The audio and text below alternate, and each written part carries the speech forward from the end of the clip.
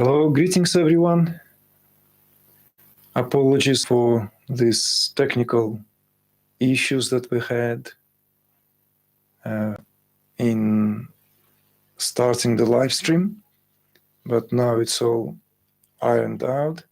So I hope we're gonna sail through without any undue disruptions. Okay, it's just making sure that everything is good here. I can see the chat. Welcome everyone. Okay, so it's lovely to be together, and it's an exciting, super exciting topic. So let's just make, okay, all good. So the team is here on standby, all tech support. Okay, folks. So again, apologies for this bit of a hiatus with logging in to the correct account and stuff. So just making sure that sound is good, right? Everyone can hear me. Okay, very good. Very good. All right. So, jewels of Trika Shaivism. That's the topic we set to explore today. In our live broadcast, broadcasting from beautiful island of Mallorca on a lovely sunny afternoon. Just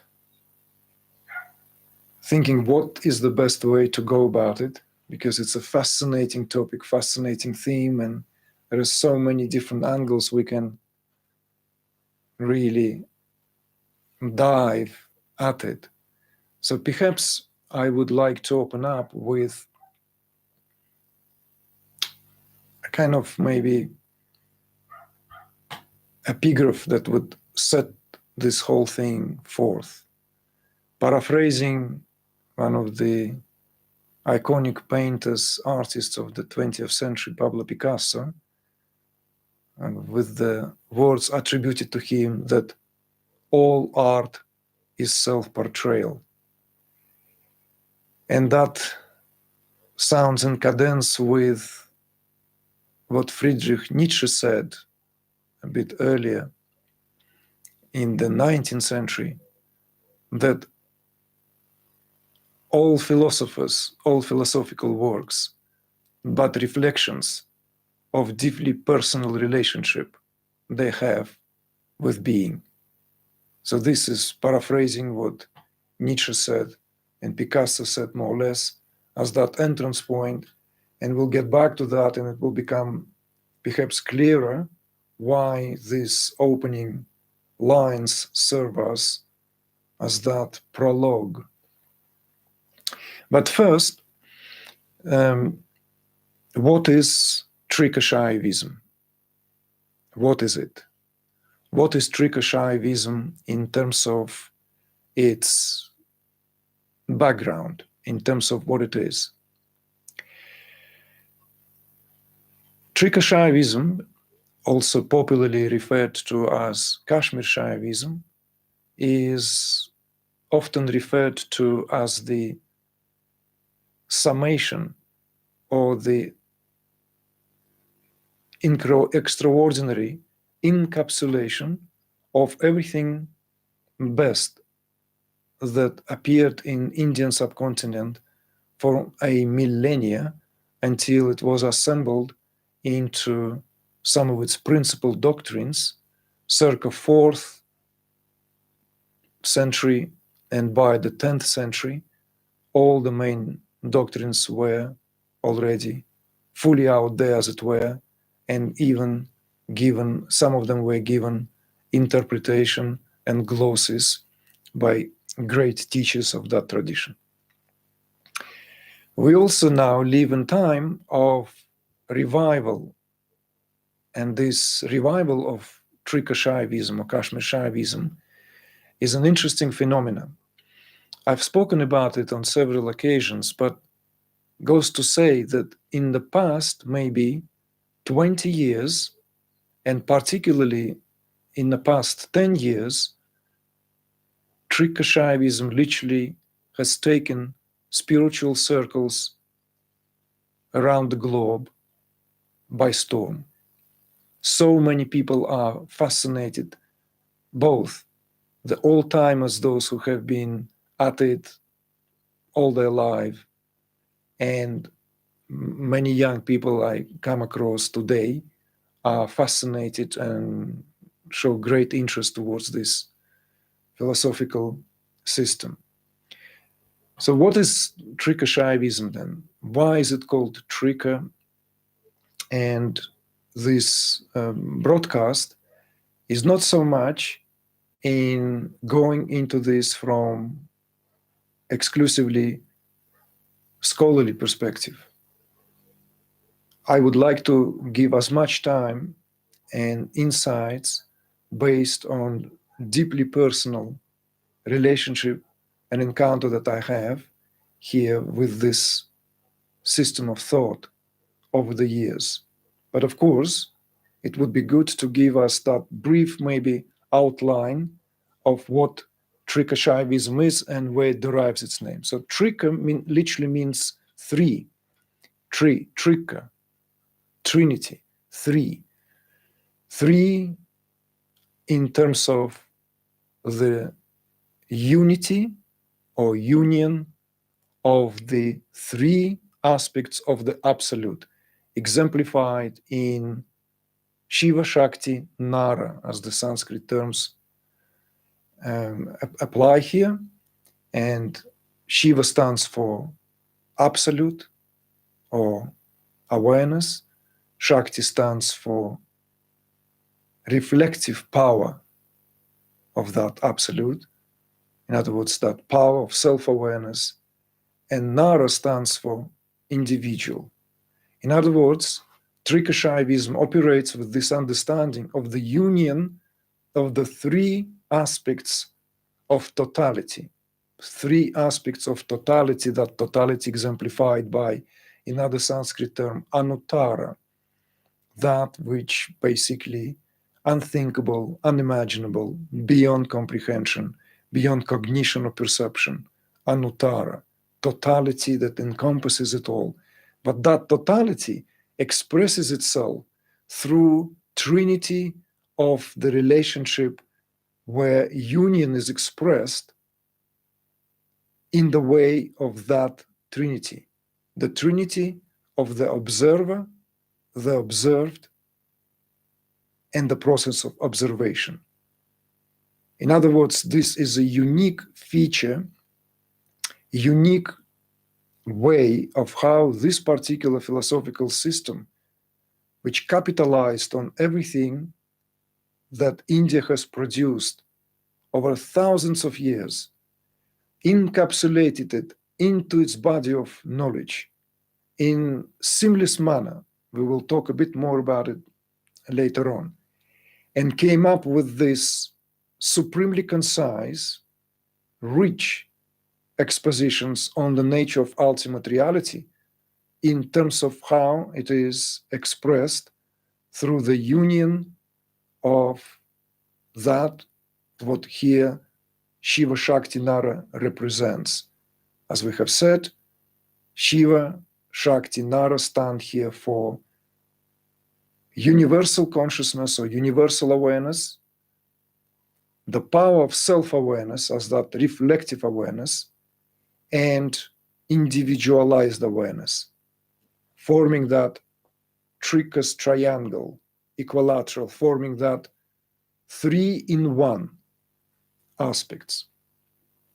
It is clear from get-going that the positioning of that is to give us monistic perspective on the nature of ultimate reality, primarily also with an emphasis on who is this individual that set to explore this nature of ultimate reality, and therefore often referred to as the first step equals the last step in Trika Shaivism, because it posits one from get-going with this understanding that individual awareness is nothing other than universal awareness as one of its extreme modes of self-expression. So awareness expresses itself in that triad. That's what Trika Shaivism is. That's where it gains its name. The triad of awareness, self-awareness, and individualized awareness, and the infinitude of varieties of ways of how these expressions interact within itself, within its own dynamics, is what makes this all into the reality that we all live. So in a nutshell, in other words, to reiterate, Trika is the trinity of the seer, the seeing, and the seen. Subject, experiencing, object. Another perhaps helpful understanding, that more of a esoteric, metaphysical understanding, is that Trika Shaivism operates with the powers known as Shaktis. The Shakti here is spoken of in terms of how it expresses itself in that Shiva Shakti Nara, in terms of the supreme, supreme, not supreme, not supreme. Three aspects of the goddess, esoterically speaking. There's three aspects of the goddess. Para, para, and apara, as they are known in Sanskrit. Para stands for that supreme that represents awareness. Para and apara stands for that supreme, non-supreme, which represents here the power of reflective awareness. And not supreme, represented by the individual and the objectivity of this world, because that's what it is. Subject, the means of knowledge, and object, all forming that neat equilateral relationship represented by the triad of the heart of Shiva. So this is, in a nutshell, what Trika Shaivism is in terms of its positioning and where it derives its name. The historical background, as have been mentioned, by the 10th century, all major schools of Kashmir Shaivism have been already in place. And there are three main schools. We will give a little bit of outline for each of these schools, and I wholeheartedly invite all of you who are new to this work to look up for a free online course that we have entitled Tantra Today.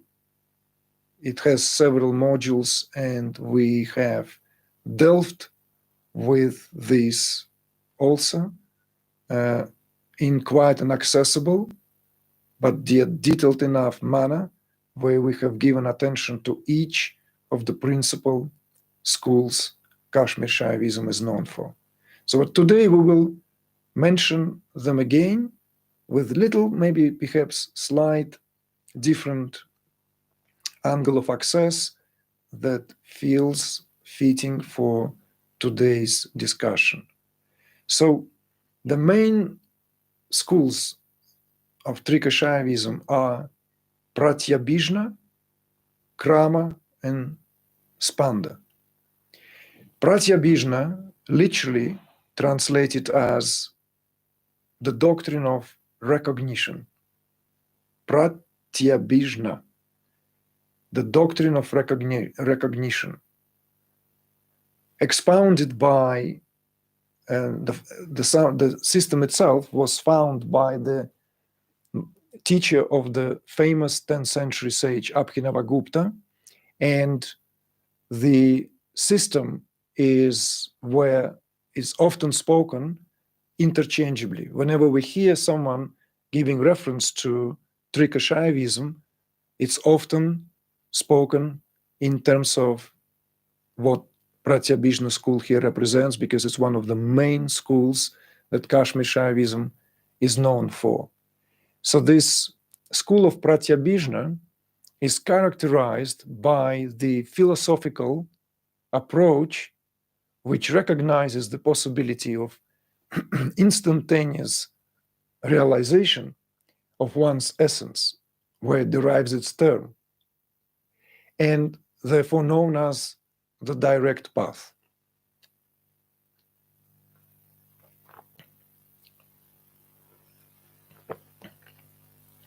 So this direct path, Pratyabhijna, is the deepest, as it were, best kept secret that Kashmir Shaivism was known for, as it was often referred to by some of other great luminaries from India over the past, with regard to how this extraordinary knowledge was encapsulated in that doctrine in terms of what it represents. And we'll get back to that in a moment. In contrast, or in comparison, another system known as Krama, or the doctrine of succession, is the doctrine which extrapolates and works with stagely progressive path to self-realization. So these two systems stand almost in contrast to each other. Pratyabhijna, that which exalts the immediacy of self-realization, that where it derives its name as the direct path, that instantaneous nature of self-realization. And Krama, on the other hand, considers this process as consisting of very, very precise stages that come in succession. We could almost say in sequence, but they do not contradict. One does not contradict the other. If we are to look into the body of knowledge, and if we are to look into the scriptures, as well as the authoritative texts that given and decoding and extrapolating on these texts, we can find that the power, the operating power of that self-realization, in both cases recognized as being the domain of the Devi herself, the domain of the goddess.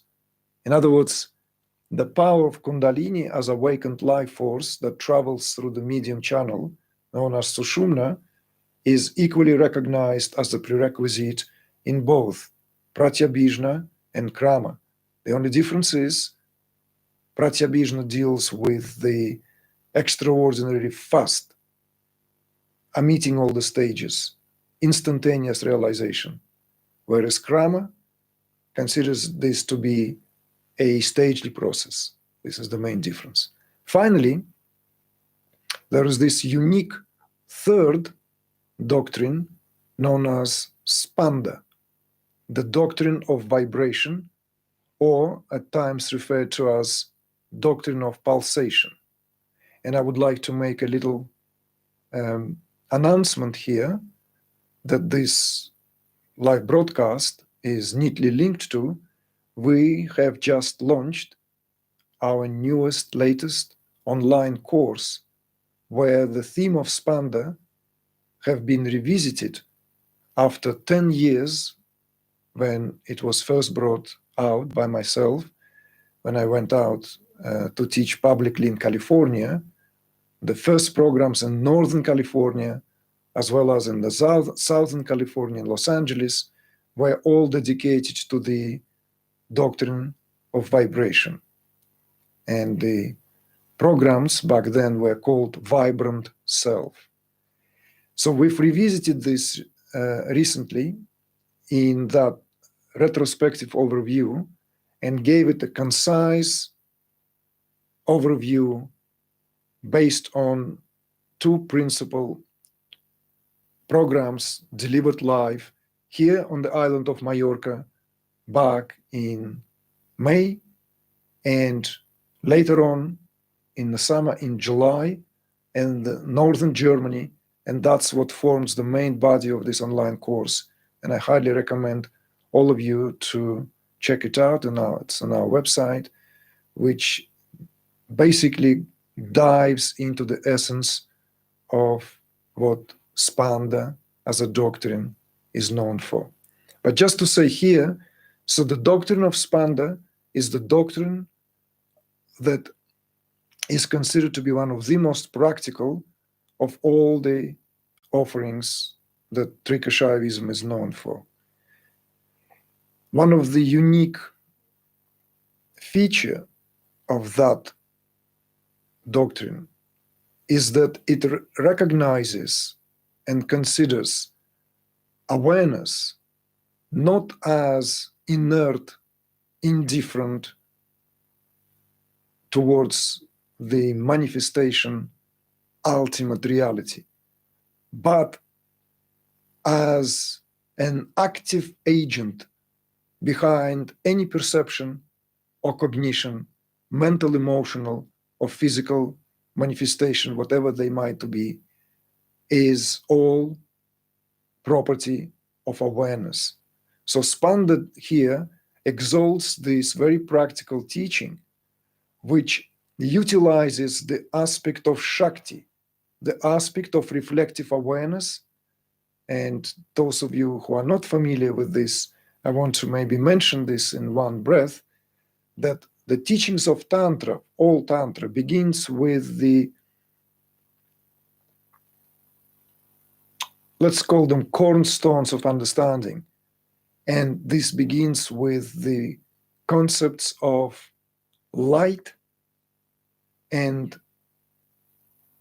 the capacity for reflect that light back onto itself, exemplified in Sanskrit terms, prakash as light, and vimarsh, or in anglicized way, prakasha and vimarsha.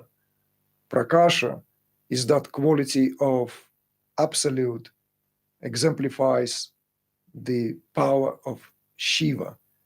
And vimarsha is that quality of self-awareness, that reflective power that falls back onto itself. And this is that dyad of the relationship of Shiva Shakti, which set forth the entire unfoldment of all tantras, all without exception, whether they are dualistic or non-dualistic, dualistic like, let's say, Shaiva Siddhanta systems of thoughts, or non-dualistic as Trika Shaivism. They all operate with the concept of prakasha as that light of awareness, and vimarsha as the power of self-reflection. So SPANDA, the doctrine of vibration, is known because the emphasis, the accent is made here on that, what is the reflective power, that vimarsha, the quality of Shakti.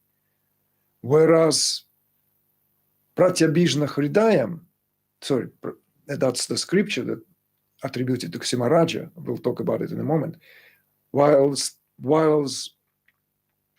pratyabhijna school, pratyabhijna doctrine, the doctrine of recognition, could be spoken of in terms of the expression of the principle of prakasha, the luminosity of awareness. You see? But they, both of them form indispensable, all-encompassing qualities that Trika Shaivism is known for.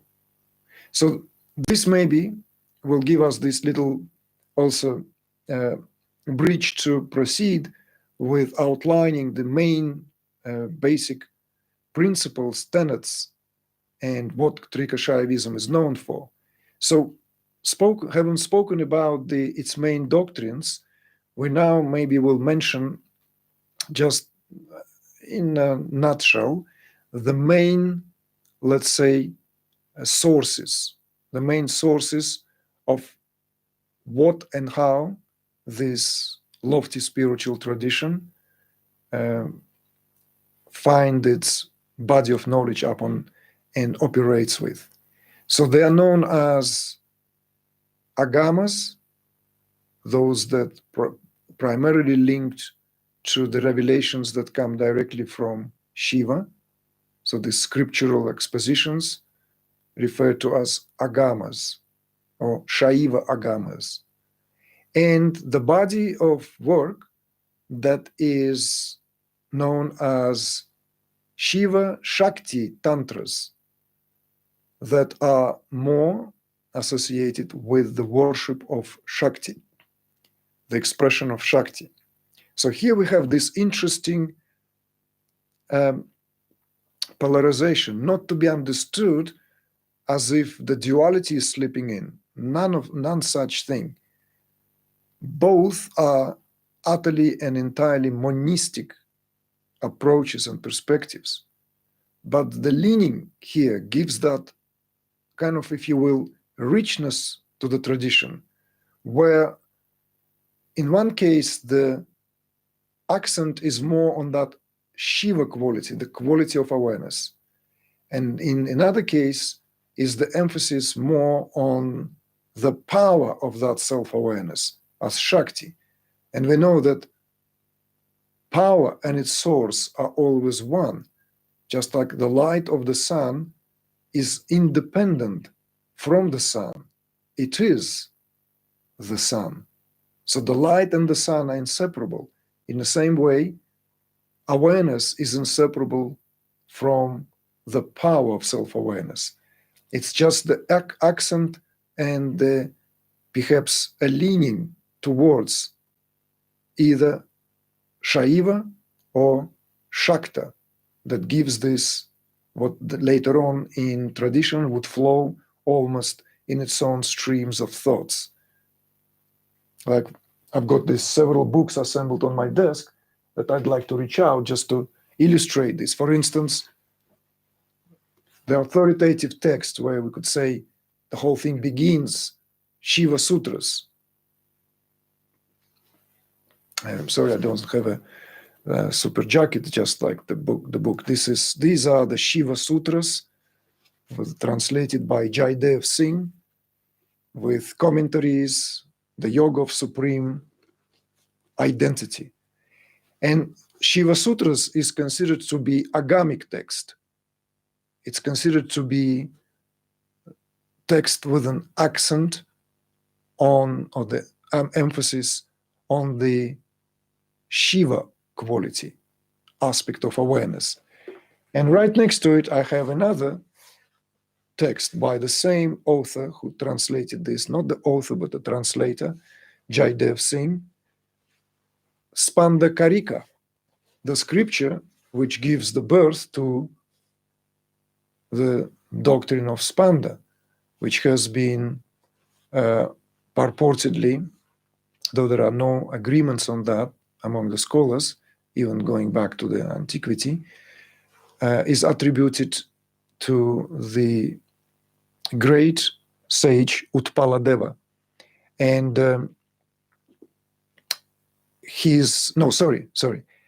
Utpaladeva is the,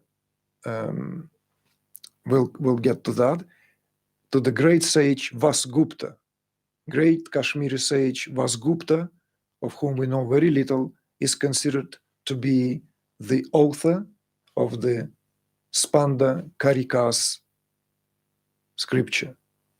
And this particular volume is with the commentaries by his chief disciple, not his chief disciple, disciple of Abhinavagupta, Ksemaraja. So we have this succession of masters. And Ksemaraja here completes the work of Vasgupta, although being the disciple of Abhinavagupta, who belongs more to that kind of, let's say, lineage of sages who have worshipped or preferred the worship of Shiva. In the case of Kshemaraj, he belongs to the worshippers of Shakti.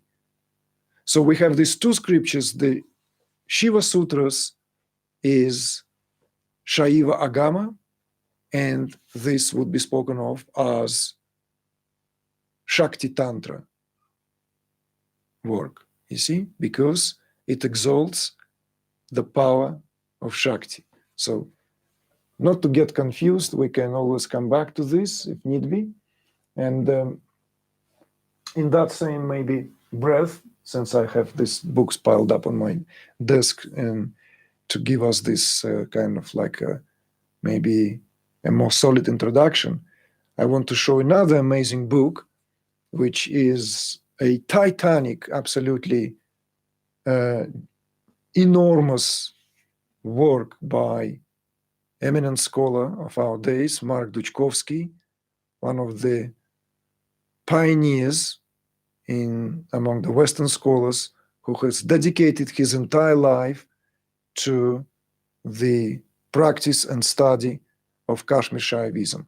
So this is volume 1 of his 4 volumes that came out this year, Light on Tantras, as the famous work by this lucid sage Abhinavagupta, known as Tantra Loka.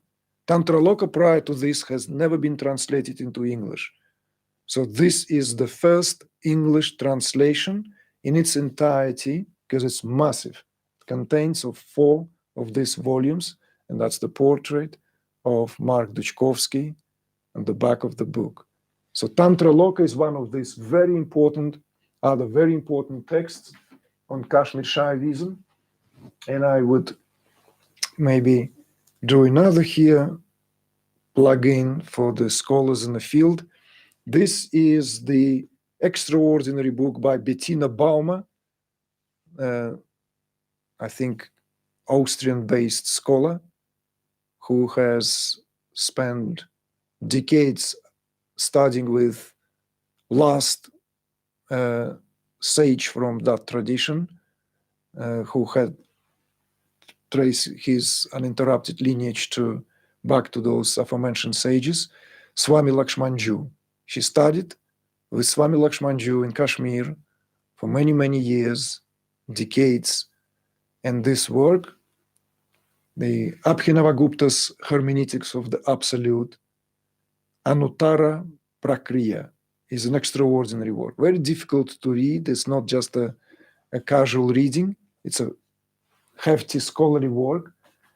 But just to show you some of these books, and I have also there, a bit further on my desk, Abhinavagupta's commentary on the Bhagavad Gita. This is an interesting phenomenon, which confirms what was said earlier, that Trika Shaivism's unique feature, among other features, is that it incorporated into the body of its knowledge everything that was available in India to that time, without any kind of hesitation, just as it incorporated certain aspects from Buddhism, just as it incorporated, though dualistic, Samkhya philosophy straight into the body of its knowledge. It's neatly brought it into that same fusion of the understanding of what what's Trika as a term stands for, because Samkhya philosophy operates on that concept of Purusha and Prakriti, and particularly when it comes to Prakriti, the operating powers, right, the energies, the primordial energies, Sattva, Rajas, and Tamas, are being incorporated into the body of Shaiva Tantrism, even in terms of the symbolic and energetic qualities that each of the 3 colors represents here. White stands for Shiva, which is the color of Sattva. Red stands for Shakti, which is the color of Rajas. And black stands for the individual let's say, individualized consciousness, which represents tamaguna. So just like as a footnote, this interesting, of course, fact that even such classically known text that known to all Hindus, Bhagavad Gita, enjoyed and received interpretation by the 10th century sage Abhinavagupta so as to give their own vintage point, their own gloss on the what is known as the, or how Maharishi Mahesh Yogi referred to the Bhagavad Gita as the pocket knowledge or pocket version of the Vedas. So this just to give us this outlook that Trika Shaivism is inseparable from the main body of all the philosophical systems born on Indian subcontinent over millennia, and it simply incorporated all this into the body of its own understanding, coming up with these profound teachings encapsulated in its principal doctrines. So if we are to now perhaps mention some of other unique features, here I will just say a few words in relation to the aforementioned doctrines, the Pratyabhijna, Krama, and Spanda, with regards to, let's say, the four means. These four classically known means to self-actualization, self-realization. This means known as Anavupaya, Anupaya, Shambhavupaya, Shaktupaya, and Anavupaya. The top of its, let's say, league, Anupaya, simply known as no means approach, no means mean. Anupaya. So Upaya translates as means, Anupaya, it's literally no means required means. So therefore, very often by practical teachers, those who work with the body of knowledge of Kashmir Shaivism on a day-to-day basis, work with the others, they often omit Anupaya simply because it goes without a saying, it's the means that are not applicable at all, because by virtue of awareness being non-local and by virtue of everything being the expression of awareness, if one have that level of cognition, nothing can be said about it, and equally nothing needs to be done about it. Everything is as it is, as it were. But in practical terms, the three other means are being employed on a regular basis. And these are in the descending order.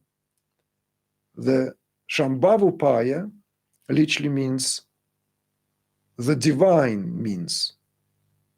And its operating power is will. The operating power of the higher of the three means, the means of Shiva, is literally the Shakti associated with will, Ikcha Shakti in Sanskrit. Its main aspect that one is working with is the principle of aham. In Sanskrit means I am. Aham. So it's the means of awareness. Means of awareness. So this is considered to be of the three, the highest, Shambhavupaya. Shambhu is another name for Shiva. Then, in the descending order down, we come to Shaktupaya, which is literally empowered means. It's the level of consciousness. Consciousness here used in Kashmir Shaivism interchangeably with mind. Consciousness and mind are equated in Kashmir Shaivism. It's very, very important to understand that one of the, for example, sutras in the Shiva Sutras goes to simply state that mind is consciousness, period. It resolves all the speculations, all the assumptions, meanderings on the nature of the mind. It just states that mind is consciousness. Why that is? Well, it can be found, its allusions, even in the classical Patanjali Yoga Sutras, if we understand that sutra, Chitta Vritti Nirodha, Yoga Chitta Vritti Nirodha, cessation of the fluctuation of the mind, is the highest yoga. In the same way, this simply stated in a more laconic manner, mind is consciousness. In other words, mind in its quiescent state simply reflects awareness, and that's consciousness. So that's the Shaktopaya, empowered means. And the operating power here is the power of knowledge, Jnana Shakti. The operating power in Shambhavapaya is will, Iksha Shakti, and operating power in the empowered means is knowledge, Jnana Shakti. Further down, we come to the bottom line, the so-called Anavopaya, which basically, effectively speaking, individual means, individually tailored means. And the operating power here is Kriya Shakti, the power of action. See? So we have again that same triad intact here, and additional here qualities are represented by will, knowledge, action. In that triad, will, knowledge, action, that in addition to the understanding, subject, experiencing object, seer, seeing, seen, right? And so forth. Here we've got these indispensable aspects of the Absolute exemplified in the power of self-expression, which is known as Ikcha Jnana Kriya, will, knowledge, and action. And that is how the traditionally applied means are here employed. So this is what Upayas are. And there are some perspectives, let's say, going back to the main doctrines, that when we speak of the direct path, exemplified by the school of Pratyabhijna, the school of direct recognition, right? The recognition of one's essential reality. The principal mean here, the principal upaya, will be likewise Shambhavupaya, that which here stands for the will, and that what operating power of self-expression as the will, and the principle, working principle behind this is the principle of I amness, which is a supreme principle of awareness, principle of supreme subjectivity. Everything is experienced in terms of mode of cognition, primarily and instantaneously with reference to I am, aham. Before any interpretation, before anything else can then be said about whatever the nature of the experience. You see? So this is the highest of the three means. So the Pratyabhijna school is associated with the employing of that mean. With regard to krama, these are interchangeable, but krama mostly works with the individual means as that basic level and builds towards the empowered means until there is readiness in the aspirant to apply the higher means exemplified by the aforementioned, what we just spoke about, Upaya, known as Shambhavupaya. When it comes to SPANDA, though, this not to be mistaken for how it is applied in terms of the Upayas, because something else is going on entirely. Emphasis in Pratyabhijna is on philosophical understanding and implications which said to lead to that leap, quantum leap in understanding, which sets one free by virtue of unleashing life force and completing the job there and then.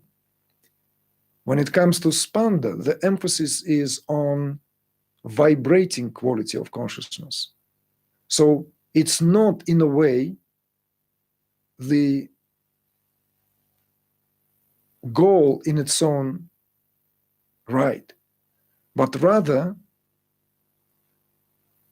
the unique place of SPANDA in and among the schools is that it's the ability to being able to tap into that pulse, that throb, that quiver, exemplified by that term, that unique term, which is very difficult to translate into any particular terms in English language. Because, as many scholars pointed out, SPANDA is a slight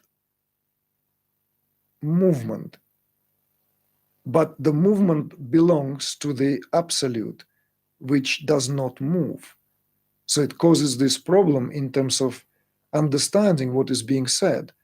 And so the immediate extrapolations are being made by those who gave their interpretations on the text, let's say, that what I have shown earlier, the SPANDA Karika. The translator, Jaidev Singh, right from the beginning, goes to point out that the very term, and there's a very fitting quote from Abhinavagupta, who gives the explanation to the meaning of SPANDA in terms of that which moves but moves not. Therefore, that term SPANDA, that quiver, that slight tremor that creates this possibility for everything is being experienced as this reality, only to fall back onto itself, you see? So perhaps this will suffice for a moment. So, in other words, as an overview, Pratyabhijna would be considered more of a philosophical system, and SPANDA more of a practical system. In Pratyabhijna, emphasis is on awareness, and in SPANDA, the emphasis is on vibratory power of self-awareness. So that's the only distinction, but they work beautifully in conjunction, and together one have the fully encompassing picture of what Trika Shaivism has to offer. So now, perhaps after this, what turned out to be quite an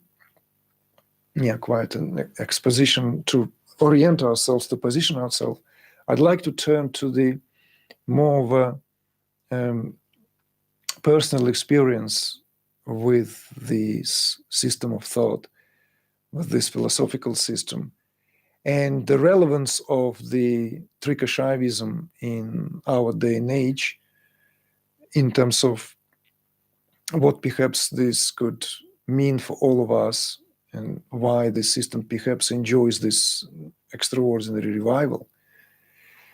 So, as has been said, that the main tenets of Trika Shaivism are encapsulated in this, from the esoteric perspective, the trinity of the three goddesses, right? Para, Apara, and Apara. In other words, supreme, supreme, not supreme, and not supreme. And it operates with this understanding of subject experiencing object. So the whole unity of experience is always intact. In other words, whatever we perceive at whatever level, whatever we cognize at whatever level, these operating powers are intact. This 3-in-1 could be spoken of as well. 3-in-1. How oneness expresses itself in the modality of the three, where objective sphere of experience is where we find ourselves in terms of, let's say, beginning of the affairs, when consciousness turns towards this necessity to regain its status as one and only observer, as one and only seer. And this can apply, of course, to a variety of ways, both epistemologically and phenomenologically. So because of that emphasis on subject-object dynamics, the emphasis on, we could even add, sacredness of that relationship. Why? Because it's not a relationship, let's say, which in some other schools of systems of Indian philosophy, seen as fractured, non-existent even, or aloof. In Advaita Vedanta, Brahman, as that absolute, stands completely and utterly uninvolved to what is being then experienced apparently by everyone by virtue of the phenomenal appearance of the world, which is nothing other than appearance within Brahman. But Brahman is uninvolved. The standpoint of view of Trika Shaivism is radically different. Shiva is not aloof, uninvolved spectator. He is actually actively involved as far as the SPANDA theory, the doctrine of vibration, goes. And he is one and the only agent, the one and the only perceiver. So this gives a very different dynamics between the relationship between subject and object. And we can speak about it now in terms of perhaps how that relationship undergoes modifications in our day and age, where we know that there has been this increasing tendency towards progressive objectification of everything that we experience out there in nature itself, and ultimately speaking, that same objectification is now being projected upon our own bodies, upon our own physiology. In other words, our humanity here is at stake. So I'd like to illustrate this perhaps with this, a bit of a, may seem as a detour, but hopefully some of you will appreciate the analogy given with the work of late Martin Heidegger, the German philosopher who was active in the first half of the 20th century, who has been greatly influenced by the work of Friedrich Nietzsche, and tracing Friedrich Nietzsche's own interests and aspirations, he derived a lot from ancient Greek philosophical schools, which left to us in fragments, known as pre-Socratics. But although Martin Heidegger is mainly known for his opus magnum, Being and Time, in later years, he dedicated a lot of his work to the phenomenology of technology. And according to Martin Heidegger,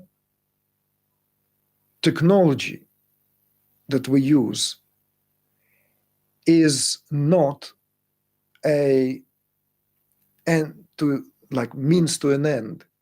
In other words, tools and technological innovations and inventions, what our world today is unimaginable without, is not just something to go by, use, have this utilitarian approach.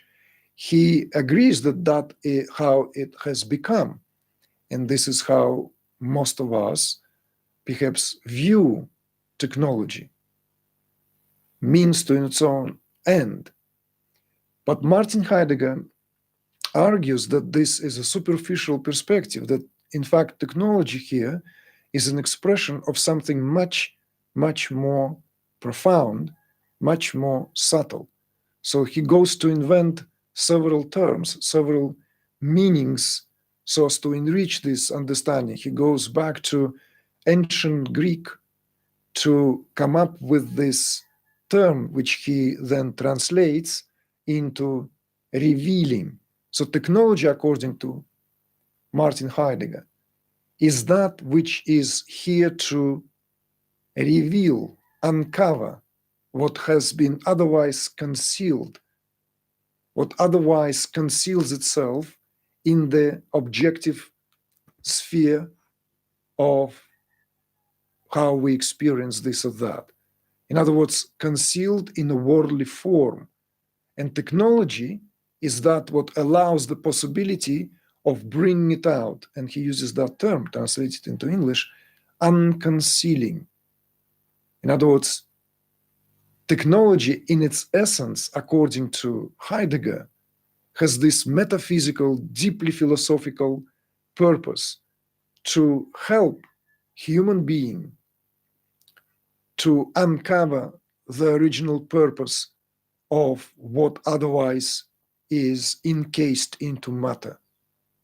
Something we spoke about in some of our presentations, courses, most lately, in that aforementioned SPANDA course. I've also tried to redress that in the recently published Chamatkara, the Hidden Path book, that work of art itself could also be considered as a process.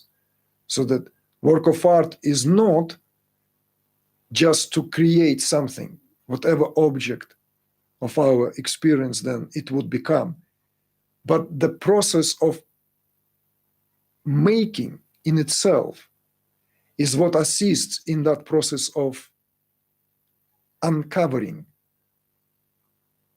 restoring something to its state of original, we could say, sacredness.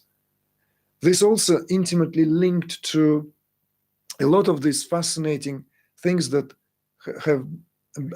are becoming more and more spoken about in our day and age, as we're witnessing this progressive, merciless objectification of nature. I've recently also come across these analogies that were made between Martin Heidegger's work and the amazing Japanese anime maker, the iconic Miyazaki, who I'm sure many of you have gotten to love and know growing up, or if you have children. I grew up without knowing these films. I grew up and gotten to know this extraordinary animation because of having kids. And talking about, for instance, that widely known My Neighbor Totoro, that's the maker I'm talking about of Miyazaki, who also brings the same lamentation in the same almost voice with Martin Heidegger in terms of that nostalgia for the pre-industrious age. I'm not going to go into the parallels between the thought of Martin Heidegger and how this has been dealt with quite extraordinarily by this anime maker, but how this in turn connects to this subject-object dynamic. So according to Heidegger, and Heidegger I don't think was intimately familiar with Kashmir Shaivism, I don't know, I've never come across these references.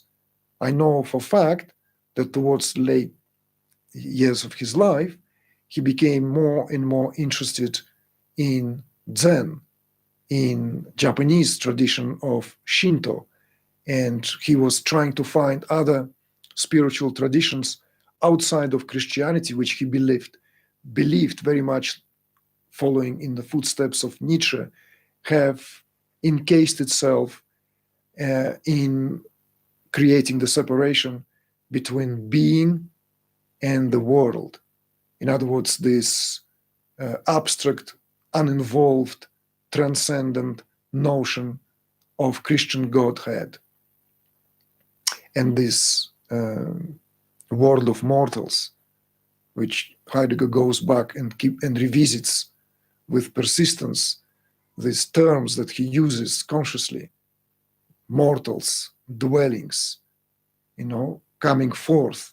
All these have great meaning, as if he's trying to retrace back the philosophical thought to its origin, so as to, bringing that analogy, stripping all these isms that have been grown over the body of Western philosophical thought to the very origin of where it comes from, which deals with the question of being as a primarily affair of what philosophy stands for.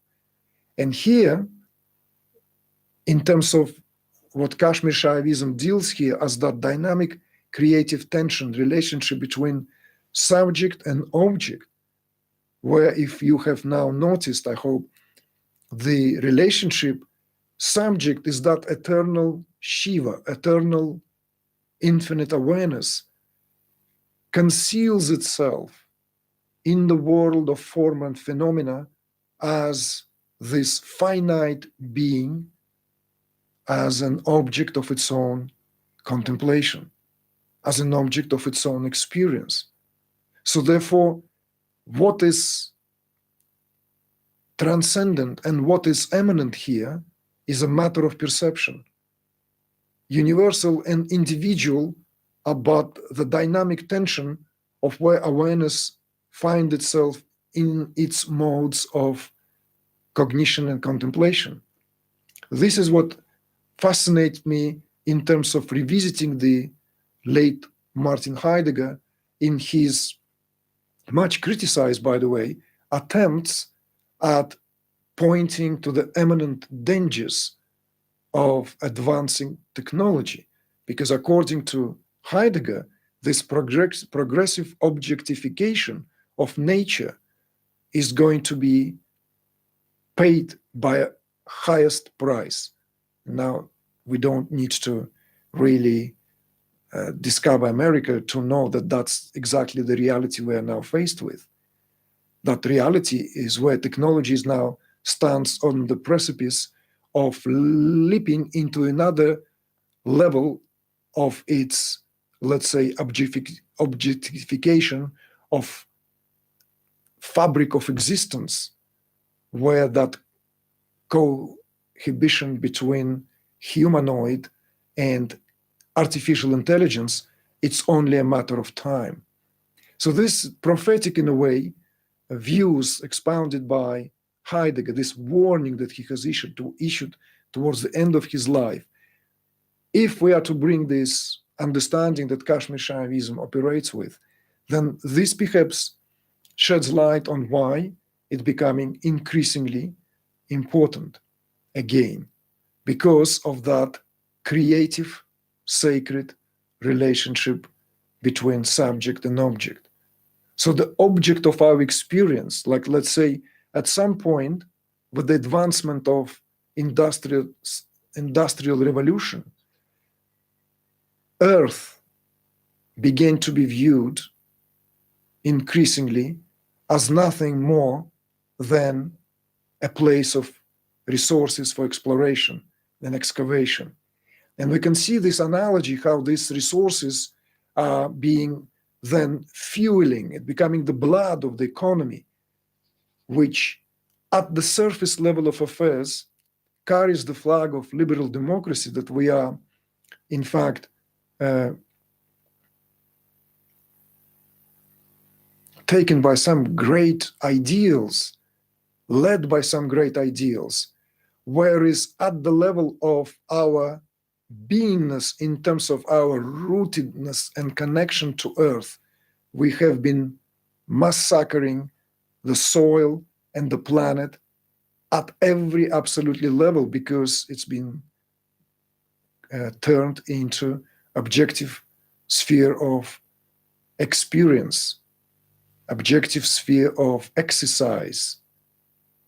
I'm not going to go into this, obviously, to fulfill insatiable desire for gratification, which we know has no end.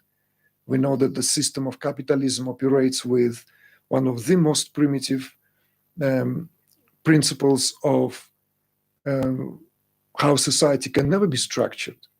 So we're facing now all this squarely in terms of how what has been prophesied already 100 years ago. Nietzsche gave that warning. In Martin Heidegger, it becomes more emphatic that technology takes us further and further away from being. But why? And here it is why, if we are to apply this understanding of the relationship between subject and object.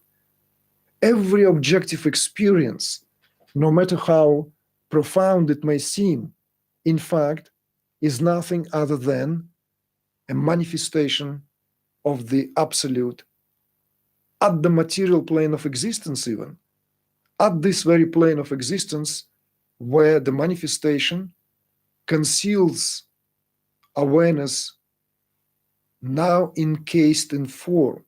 So it's a kind of a conscious act of foregoing its essence so as to experience itself. You see?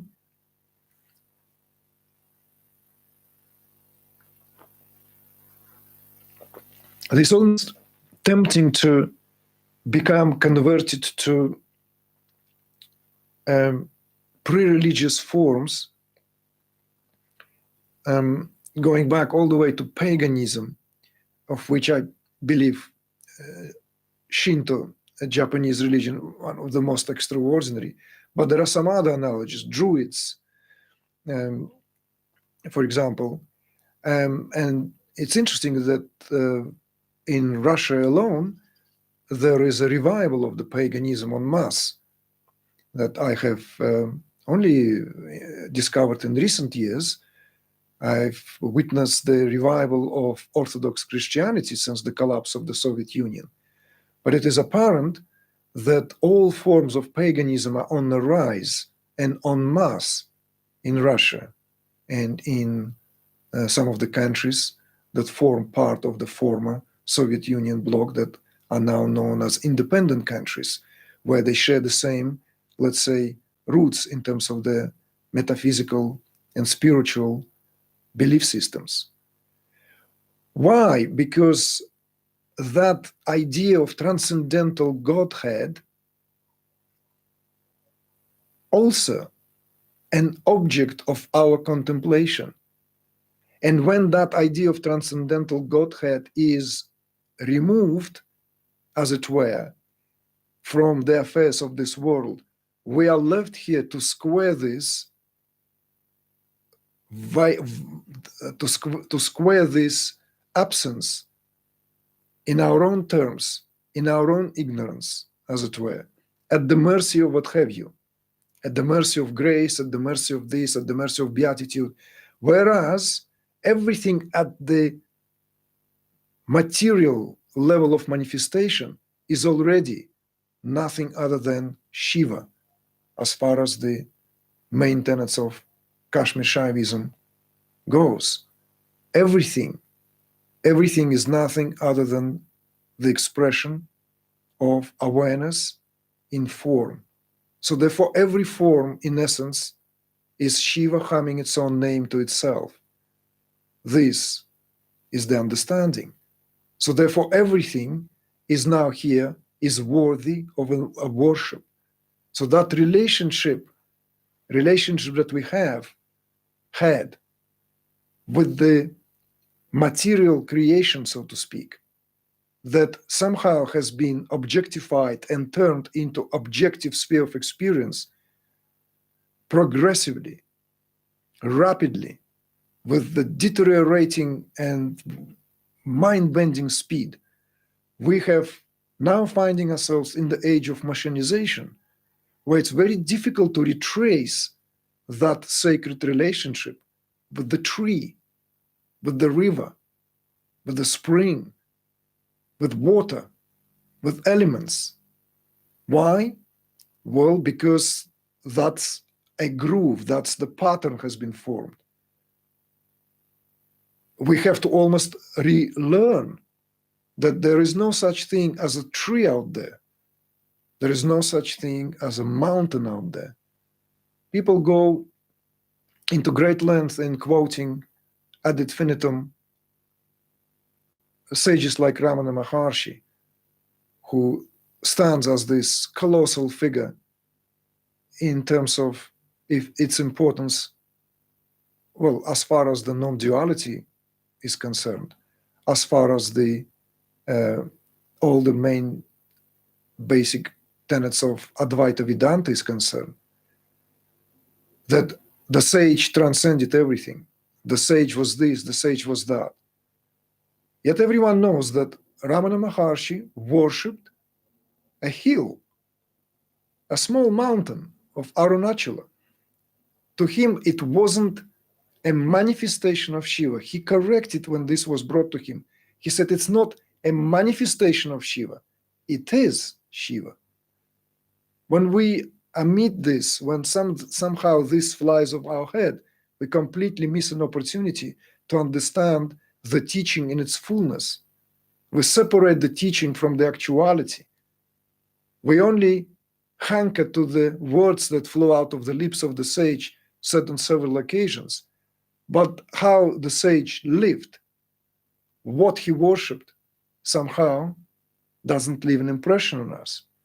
We forget, we're quick to forget that he was deeply involved in the act of circumambulating that mountain on a daily basis, going for his walks, paying homage, tribute, and it wasn't just some kind of promenade. You see? So this is all to give us these analogies, examples. And I felt the work of late Martin Heidegger is a particularly emphatic example with regard to this, because it affords this possibility of redressing the phenomenology of technology in our day and age, when this becoming possibly a matter of making or breaking it, possibly a matter of whether we will make it as a consciousness on the planet, in terms of this, what here could be seen as a final frontier of what technology represents, because we now in the phase where we almost delegating technology the possibility for having consciousness of its own. Whereas if you see, paradoxically, the reminder given by Martin Heidegger that in the first place, technology already meant to serve as that act of revealing. It already meant to be used and utilized in the same way as it was utilized perhaps by our predecessors millions of years ago, when the very first tools were created. And we know the relationship between man and tools, or human being and tools, is utterly and entirely metaphysical in nature, not just a matter of survival. It will be utter blasphemy to look at it only from that materialistic, outlived paradigm that all these tools were nothing other than cut, sewn, kill, scrape, whatever function. No. Tools were made. In fact, we cannot even begin to imagine what the relationship was like, because that in itself would be an attempt at entering the consciousness of our predecessors, which we cannot do. So this also, in turn, make me want to bring another interesting aspect that Martin Heidegger is known for in this late work, with regard to why he took that stand in his Phenomenology of Technology, because according to Martin Heidegger, there is no way that humans or mortals can know absolute reality, simply because the knowing of absolute reality in itself requires a relating aspect.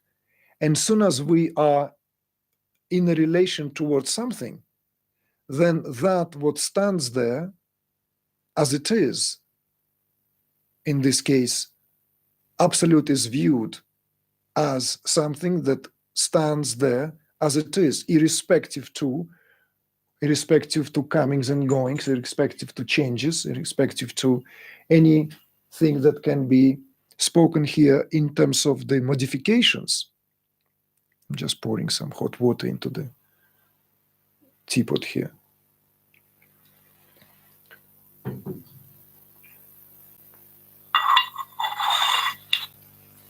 Soon as we enter into that mode of relating, which is required in order to apprehend, in order to make any attempts at cognition, there and then it is no longer what it is. We are in a very different mode. It's a very interesting proposition. I'm not here to scrutinize it fully, but I'm throwing it here into this, let's say, kaleidoscope of ideas for you to contemplate on your own, that the idea that everything is then only knowable when it is in the process of relating. So this is a very interesting take that Heidegger makes in trying to retrace the very novel purpose of where Western philosophy perhaps went astray from its main question of being. So in other words, this question of being and becoming become the focal point of understanding, because soon as something is said, it immediately betrays the very essence of what it tries to define. In other words, paraphrasing in a very, very well-known, borrowing from the Orient, from Tao Te Ching, is that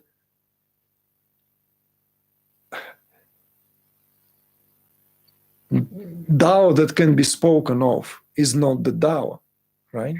Or Tao that can be spoken of is not the true Tao. Is one of the aphorisms, one of the sayings of Lao Tzu, right? It's extraordinary here how Heidegger arrives to this understanding later on in his life, is that anything that can be said, in other words, anything that can be said about Tao is not the true Tao. So this understanding that, and yet the only way to know is to know through the process of revelation, and that's where the place of technology comes in. This is where the painter cherishes his brushes. This is why the violin player cherishes her instrument. This is where the violin maker enters deep relationship with the process of carving the wood. This is where the ceramic maker enters the state of complete and utter coherence with the wheel and the clay and the water, as that what is here prerequisite. Likewise, of course, when Heidegger wants to highlight and point out something towards this, when he laments and expresses this deep nostalgia for the time gone by, he speaks about the relationship of peasants with the soil, relationship of the industrial complex with the soil is that of raping. So Heidegger develops these two principal understandings, working with, in other words, not imposing, that what requires and brings the possibility of revelation. And the opposite of that is fortifying, forcing oneself into being, in Heideggerian terms. Forcing oneself into being versus allowing. And being and nature are not meant to be separated, because that's where we begin to pay the deepest price. So that whole geocentrism, the idea of the centrality of Gaia, centrality of Earth here, spoken in metaphysical sense, can be reevaluated with the help of understanding of Kashmir Shaivism. When we contemplate on that relationship of subject and object. You see, so that the relationship of the industrial complex here requires almost impossible without turning Earth itself into object of exploration, exploitation, excavation, and what have you not. Whereas in the age that Heidegger laments for, relationship of a peasant with soil is that of mutual respect. Even if it's, let's say, someone will argue, well, that's the romanticized idea, because it's only one way. When peasant sows the seeds, he is here also imposing his will on the soil. But you see, there's a marked difference, because whatever has been done in the age prior to that leap towards starting to apply position of power, position of authority on the forces of nature, the relationship was very different. Relationship was exemplified by what Heidegger used as a bridge, the bridge across the river. Bridge doesn't violate the flow of the river. It could be said that bridge articulates the two embankments of the naturally flowing river so that one can commute. So there is this aspect there of working with nature, not working against it. But it's a very different, and he gives the example of building the power stations where the flow of the river is arrested and dam was erected and electricity began to be atomic stations, these hydrographic stations. So that relationship is have a very different nature.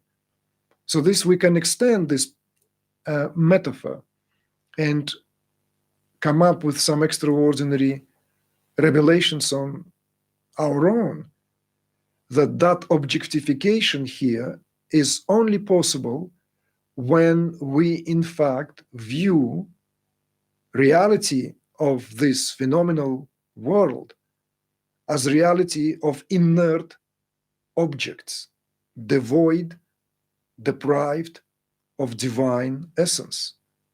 You see? This is what the whole work of the aforementioned genius of Miyazaki, the greatest anime maker of our time, perhaps, is all about. It's lamenting, it's this constant conflict between the world of the machines, the world of this advancing kind of like faceless technocratic forces upon live, agile infrastructure, ecostructure of the forest, which has spirit, as in some of his films, which carries this relationship. And usually there's a character, this usually very fragile character, either boy or girl, who try their best to understand the language of nature. All this linked to that sacred relationship of subject and object. It is impossible to have relationship we have with nature today, that we have now unquestionably pursue on mass scale, if the world that we live in, this phenomenal world of forms and phenomena, yes, we are here only temporarily, but it's not with that attitude of after me is a flood. Contrary to that, the attitude here not even based on the economics. It's not even based on whether this will be enough for my children, my grandchildren, and down to the 7th generation. No, because this, again, it's utilitarian, egotistical, selfish approach. The relationship with the phenomenal world is that the phenomenal world is an expression of divine energy, an expression of absolute itself. It's divine in every aspect. That's what's the core message here. That being said, of course, this immediately can be polemized, and it has been done, that what about technology itself? Isn't technology also an expression of that same awareness? Isn't technology that here destroys the planet, destroys the soil, pollutes the water, corrupts the psyche of the human being? Yes, undoubtedly so.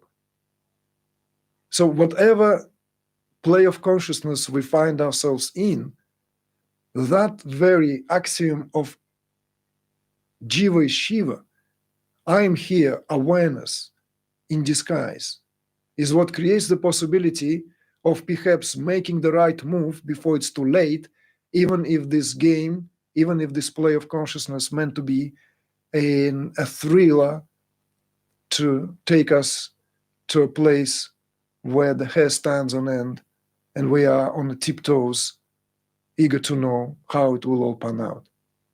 This is what I wanted to speak to.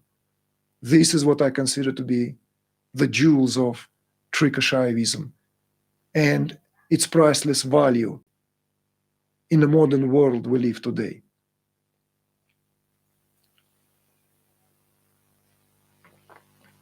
So I would now turn this remaining time to quite a bit more than when I thought, to questions submitted in advance. There are quite a few questions, so some of them I will go through rather quickly, because I think we have spoken about it already somehow as we have unfolded this time together, and in the unfoldment of this time together. So my questions might be brisk and short to some questions, and if it requires, more extensive for others. So this first one from Eugenia on 3 Upayas, in fact. And there is a bit of a background. I have a question about Trika Shaivism. I'm confused about the 3 main Upayas, as I have read or heard of different views of interpretation from Swami Lakshmanju, Jaideva Singh, and from you. I would say that Shambhav Upaya is connected to awareness and thoughtlessness. Shaktupaya is connected to energy and how the energy helps in connecting to awareness. So the self to the self. And Anavapaya is connected to body and mind. Regarding every method in which there is an engagement, an individual will engage in a technique that is not directly connected to the self in the present moment, but that needs time to get there, so to speak. Question: can you please speak to my understanding of these 3 main upayas? Okay, so let's just tweak this. And you are not completely far off, and indeed, there is a lot out there on the upayas, even in terms of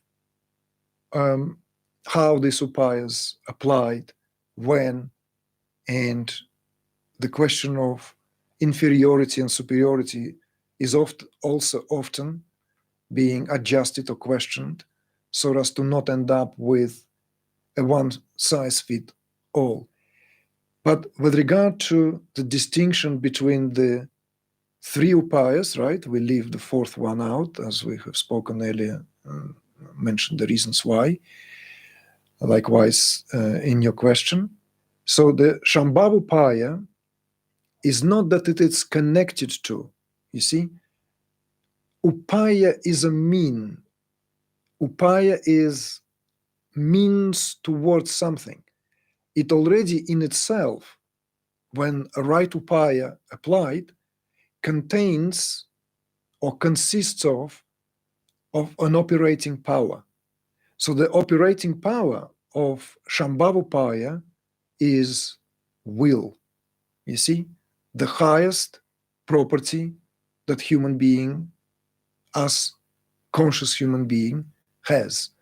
We're not talking about now about whether there is free will or not. We're not talking about free will or any other will. We're talking about will per se. And that is expressed through the agency of aham, or I am. So in other words, Shambhav Upaya, properly speaking, can only be applied to someone whose consciousness is evolved, developed to such degree that there is unwavering, one-pointed attention. Speaking in terms of the inner metamorphic processes and esoteric anatomy, so to speak, it's already someone who has fully awakened, risen Kundalini. Someone whose Kundalini is not just awakened and active, but Kundalini that can go up and down with ease. It's completely free to move. This is a prerequisite for Shambhav Upaya to be applied successfully. In this case, you see? It can be applied at any other time because that in turn, in itself, can facilitate quickening of Kundalini awakening or removing the obstructions in the system, because this would work at a subtle level and open up pathways of channels as long as there is a collaboration on the part of the one who undergoes this. So the operating power here is, you see, will, and the principle here at work is the principle of I am, because the mode of perception here is instantaneous in Shambhav Upaya. And that instantaneous mode of perception is only possible when there is this I amness preceding any other faculty that is now acting as the doorway of this or that perception or cognition. When it comes to Shaktupaya, yes, we speak of it as empowered means, but the operating power here is that of knowledge. So it's consciousness, it's mind as a quicksilver. It's working at the level of consciousness. That's the difference, you see? Whereas individual means is everything, the full gamut. That's the level of action, doing something, actually actively doing, getting up from here, going to there, bending body this way, doing breath work, making oneself drink tea, going for a swim, going for a jog, engaged in some kind of activity that is required for livelihood, for social interaction. All this is, no doubt, can be seen as part and parcel of applying the individual means. Okay?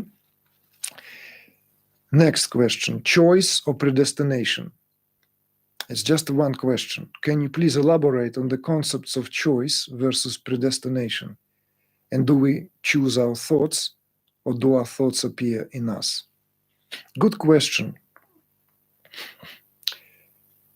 There is two perspectives we can answer this question, or rather two ways we can answer this question. First is that the best way to understand this concept, right, of choice versus predestination in terms of our thoughts and whatever that then encompasses it all together, intentions, desires, willings, and so forth.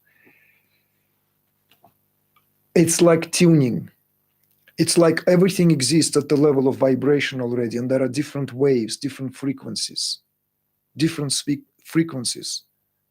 We can even speak about it as different spheres, just like around planet Earth there are spheres, right? That Greek term, atmosphere, right? That is very interesting. It's a Greek, but goes to Sanskrit. It's where all the creatures live, right? All the beings, all different realms as well. We're not just talking about, stratosphere, all these different spheres, mesosphere, all these spheres out of which atmosphere is made. But these spheres of vibration is what one is tuned to. It's like whatever radio all times you go through and you go onto the same, on certain wavelength. It could be a lot of noise or very, very poor broadcasting, very kind of like technically impossible to hear even what is being said. Maybe there are some, interference sounds that come. But when we catch that wave, attune ourselves to that, suddenly we clearly understand the language, music, conversation. We are, in other words, enjoying that wave frequency that is being broadcasted by this or that radio station. So these spheres of existence, they are broadcasting different radio stations, whatever station we're tuned into. So whatever station we tuned into, that's the conversation we partake into. And we can observe that in our daily life. And it will be good to notice if we are only subjected to very basic level of broadcasting, and at some point it becomes tedious, becomes like a stuck record. So, okay, well, let me tune in myself. Let me find another frequency, right? Let me go into the frequency where conversation is maybe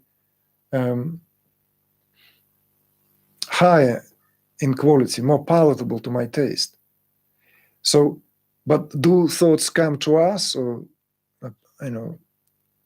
is there, do we choose our thoughts? Well, that's maybe with that understanding, you can also have this understanding that once we have the capacity to change or tune our level of frequency, we can choose our thoughts. If we don't, we can't choose our thoughts. Thoughts simply will come to us. That will be our experience.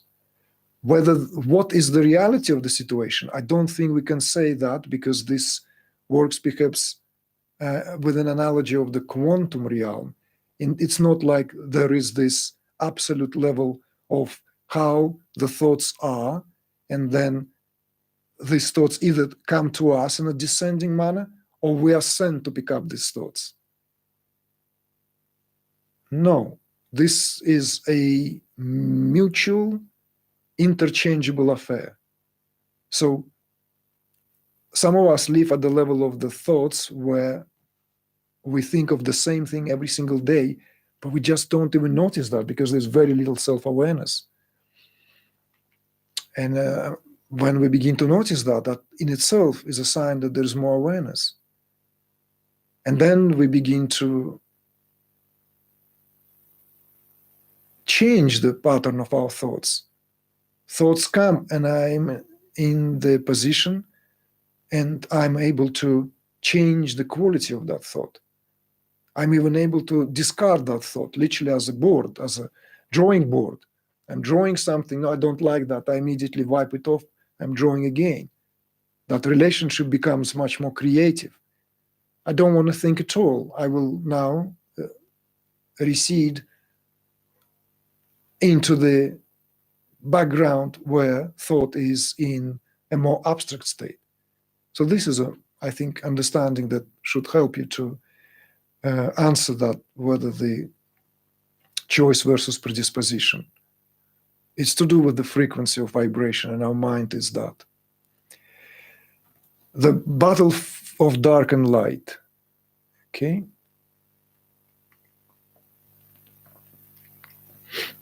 It's a bit of a background, so I'll read it quickly. A bit of a background. I have very little knowledge of Trika Shaivism. I'm simply devoted and serving the One, like Shiva or Jesus. There are stories of Shiva and demons, or Jesus and the devil, masquerading as the angel of light. I have experiences of what I would call attacks from dark forces or energies that I do not fully understand or physically see, but I do feel. If I remember correctly, I have heard you mention the battle of dark and light forces in the context of the affairs of the world. Question: were you speaking of similar experiences and maybe have something to share or advice to give, or did you mean something else? Are there demons, dark spirits, and angel of light masquerading around, not just symbolically or metaphorically, or are they illusions of the mind? Another good question. And this question following up the choice of predestination are interconnected. So in other words, everything that was just said in response to whether we choose our thoughts or do our thoughts appear to us is applicable with regard to this, what you're asking when we speak of these dark forces or energies, whether these are actual realities, entities out there, or they are illusions of the mind. I want to suggest to you that everything is in the mind. The whole entire world is in the mind. Mind can be equated with the world. This is proper understanding. This is why earlier on I brought that Shiva Sutra's aphorism, mind is consciousness. See? So human mind is not a human mind. It's, yes, we can speak of it as human mind, maybe when it appears as that very, very limited, finite expression of the ultimate expression of that big, divine, infinite, all-encompassing. That big, divine, all-encompassing is consciousness. And mind and consciousness are one. Everything, every phenomena that appears to us, whether in a physical form, as this, what I'm surrounded by, in this room, this quality of light, the solid appearance of this table, objects, this computer system, everything, camera, windows, landscape outside of my room, all these are physical manifestations, let's say, immediately opened and at the expense of my senses and sense perception. But there are also other dimensions, subtler dimensions, that are not something that one can see with one's eyes,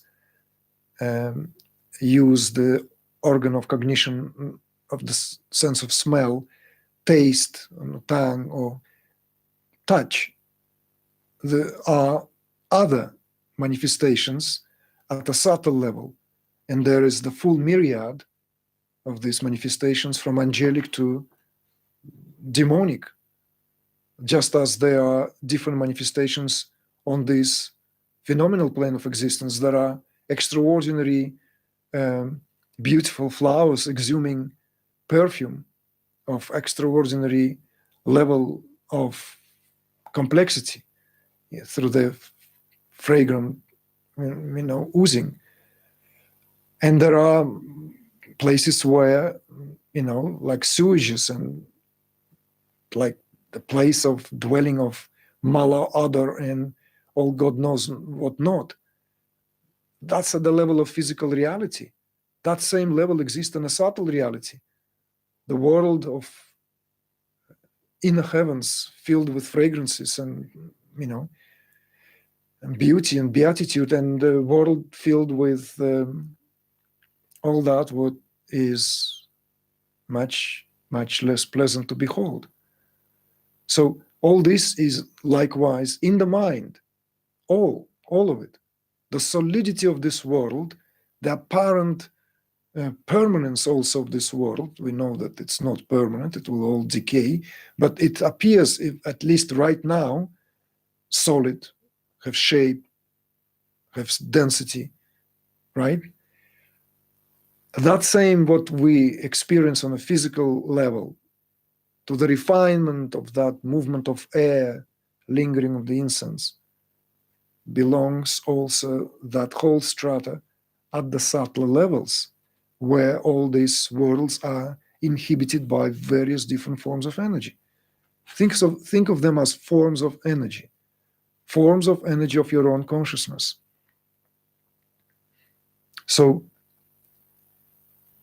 this battle is a leitmotif of many scriptures, not just Hindu, many epics out there, to illustrate this in a way,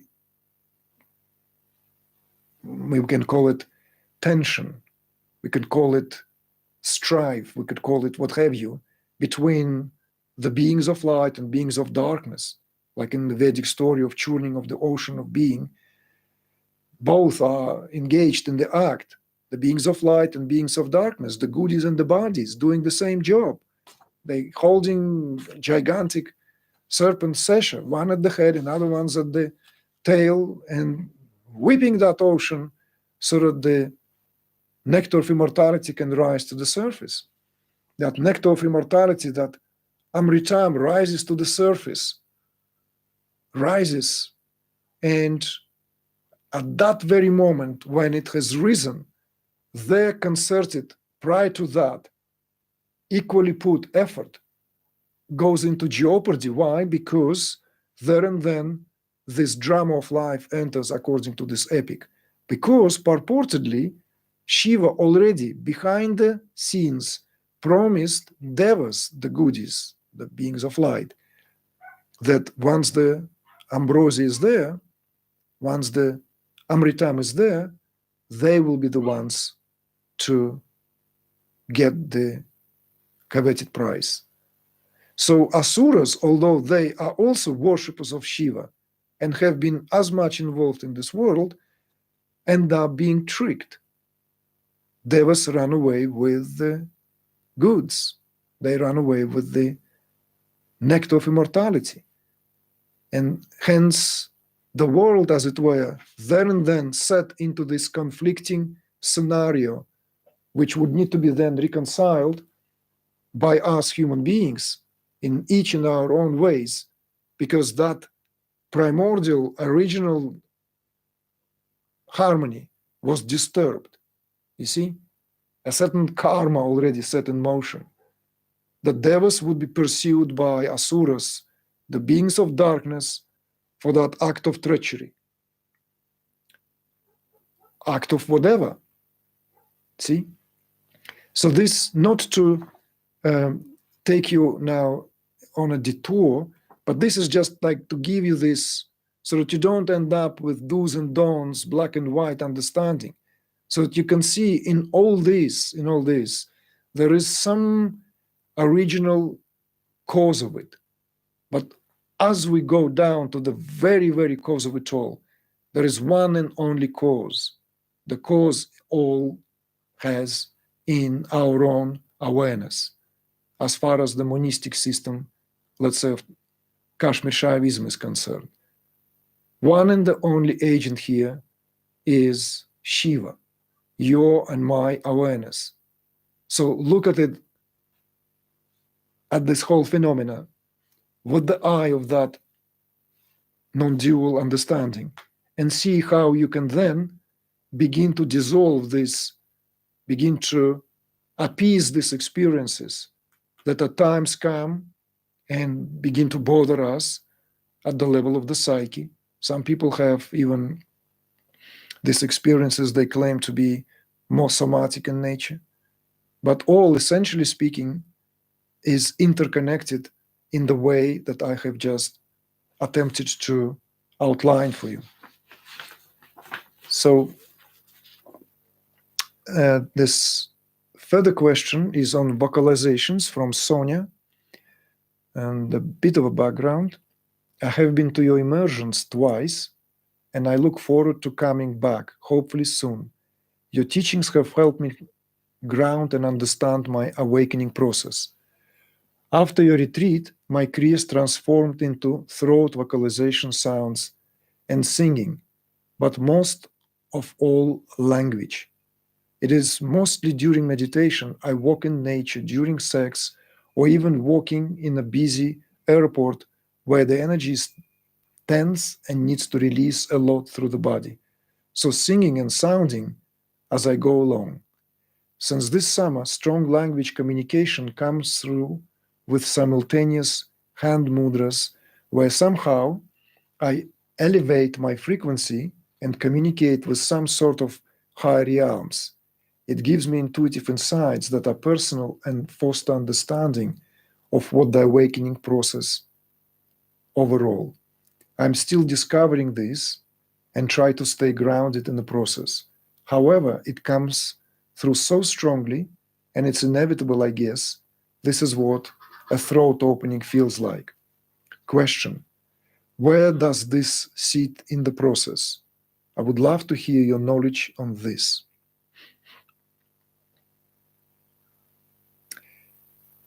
I don't want to give what you have shared a scrutiny of how all this sits and what it really means, because what's important is for you to understand that it's a very beautiful and very good phase that you are through, as long as it doesn't cause you any undue discomfort in terms of the manifesting phenomena, particularly when it comes to vocalizations. I would prefer not to give a rational explanation to this phenomena. Perhaps staying true to what we have spoken earlier on with regard to that process of revealing. Something reveals itself through these subtler structures of your being and being brought to the level of manifestation through sound. So this process of revelation, this revealing that you are directly partake as an instrument, but not as that some kind of indifferent instrument, but the divine instrument of your own, dare I say, making. So this is the extraordinary phase in a spiritual unfoldment when this manifests itself to be enjoyed, savored, without having to put all the dots on I and having to come up with some kind of rational understanding that how it sits in terms of the prevalent, let's say, notions of what is what. This is precisely why I felt so compelled to bring the example of Martin Heidegger, because he brought this reminder that this necessity for poetic expression, the necessity for poetry as well, necessity for not knowing things rationally, but being in a relationship is of far more importance than having some kind of often prefabricated answers of how this sits. In our age, when we want approval or stamp of approval that comes with this or that scientific level of investigation. It's a simply beautiful, very dim, intimate process and phase. Enjoy it.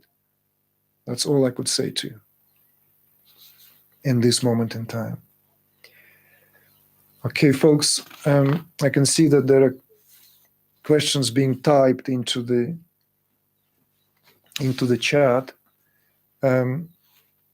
but I'm still going through some of the pre-submitted questions to honor those of you who have submitted this via email to our team. So this one is on love and consequences of actions from Luke. Questions. This may sound like obvious questions, but I would be interested to hear your reflections on them. What are the consequences of loving others, and what are the consequences of harming others? And second, why is love such an important part of the spiritual path? Ooh, not even sure how to answer this.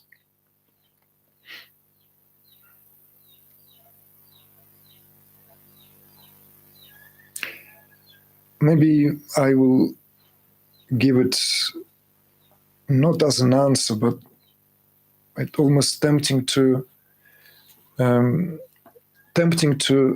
deconstruct these questions so as to show you the perhaps inconsistency of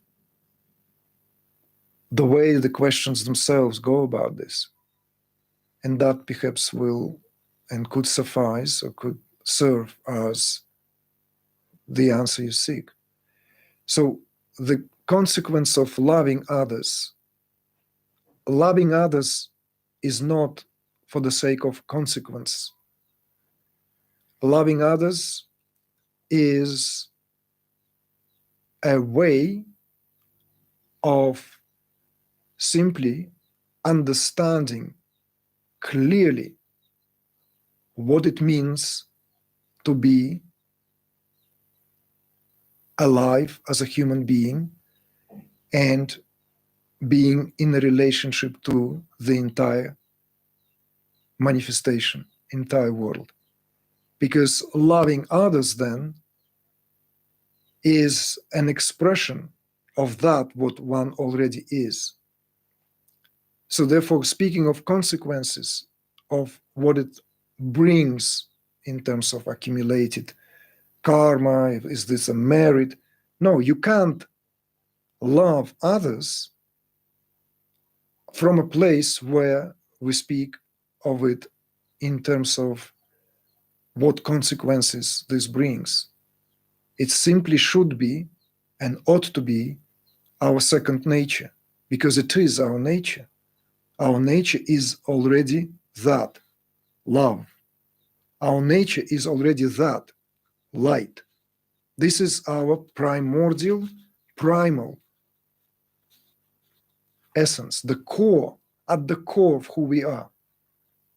So it's not that why love is such an important part on the spiritual path. No, love is not part of anything. Everything is part of love. Everything becomes part of love when we understand what love truly represents, or we simply understand who we are. That also, inadvertently, seeing it from another point of view, can bring that what arises on its own as love. Because as Buddha said at some point, it was attributed to Buddha, maybe he didn't say it, true love comes from understanding. So it's not just an emotive power of the heart in relation to so-and-so. It's something that comes from understanding of the way everything is.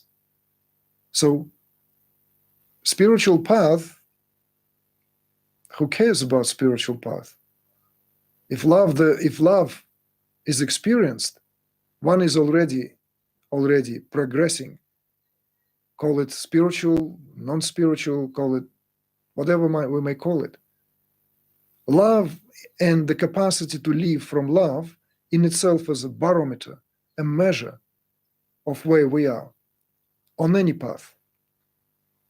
So as far as the consequences of harming others, well, it's very simple. Harming others inadvertently harming ourselves. Literal, in literal sense, and to a degree, of course, all of us do that. It's impossible otherwise, because in the day and age we live in, and perhaps also in the epoch we live in, true non-violence, true ahimsa, is difficult to meet, difficult to adhere to. But harming others consciously is harming ourselves there and then. So this is need to be understood. Why? Because others are ourselves. It's ourself reflected to us through various different facets of how ourself finds that reflection bounce back onto itself. I'm not talking about karma, that harming someone now or harming others now will result in repercussions that one would have to deal with. I'm talking right now, not in the future, not in any kind of karma generated to be dealt with later on. I'm speaking right now, at this very moment. It harms us at the subtlest, most profound level. So therefore, the principle of ahimsa is one of the fundamental principles when it comes to the code of conduct, which basically is not even external code of conduct. It's not like yama and niyama of yoga. It's a fundamental quality of what is required to be human being. That's what ahimsa as non-violence here represents. We inadvertently, as I said, do harm others out of sheer ignorance, out of not knowing, out of the not knowing the full measure and full implications of our actions. That is true. It's unavoidable, because this is perhaps what it means to be alive today, when there is a great lacking in coherence, when the whole and its parts are out of whack, out of sync. So this causes the greater possibility for harming to be done by one system to another system. So that's my understanding of this. And I would take one more question from here, I think, so as not to take it, not to make it too long. This one is on avoidance and realignment from Sol.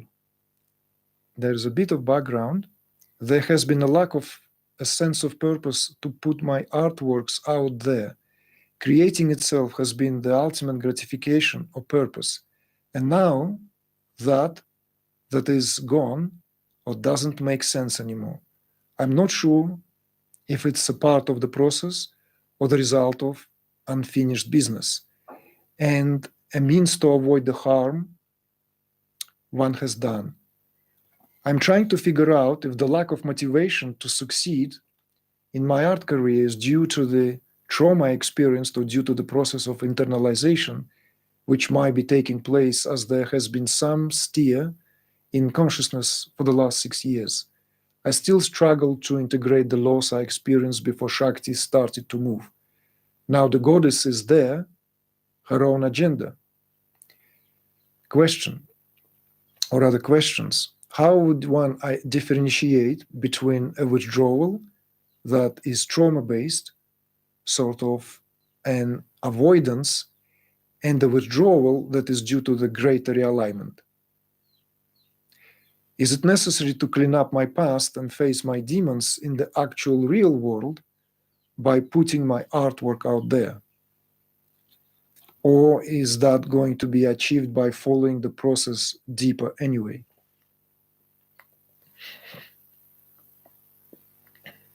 How one differentiate between a withdrawal that is trauma-based as an avoidance and a withdrawal that is due to the greater alignment or realignment.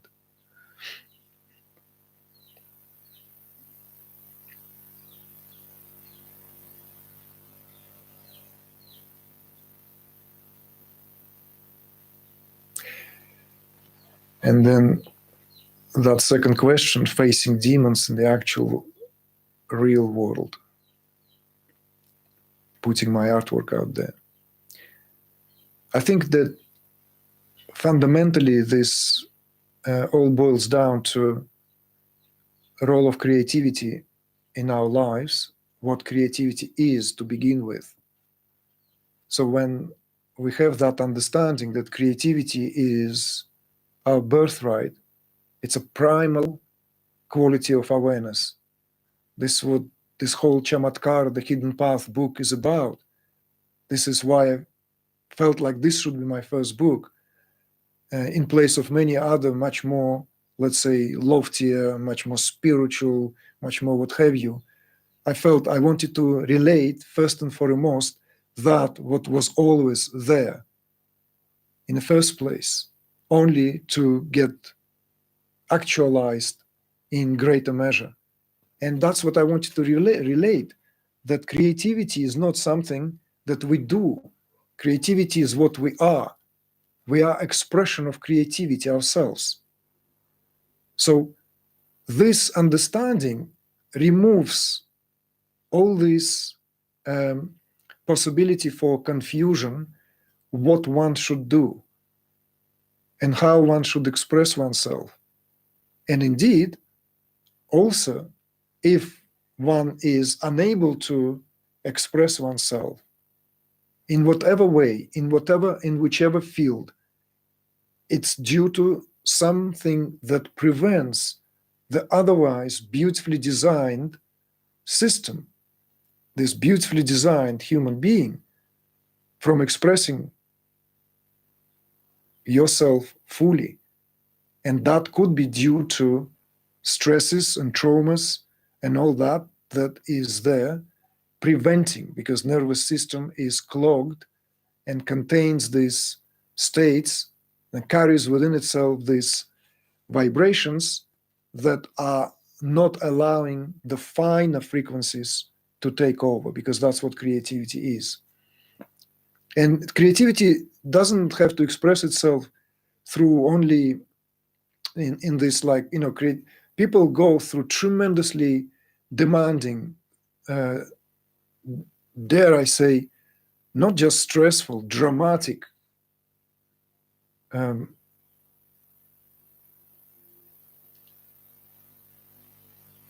dramatic and very, very perhaps tragic phases in their lives. And yet, not despite of, precisely because they are going through these phases, they can bring the creativity to the highest level of self-expression. There are so many examples out there, so many examples. I don't even want to go and start mentioning these examples because you know about these examples. You are educated enough, have been around long enough, and certainly can relate to that. So what's the dilemma then? How to go about this? You see? So you have to meet it halfway through. You have to allow every creative impulse to be followed some way, in some ways, followed, not just trampled down or thwarted down or pouring some negativity on it because you are not ready, not capable, it's not strong enough. You see? It's like working on something as well. Not until we take the tool into our hands that the actual impulse to draw takes over.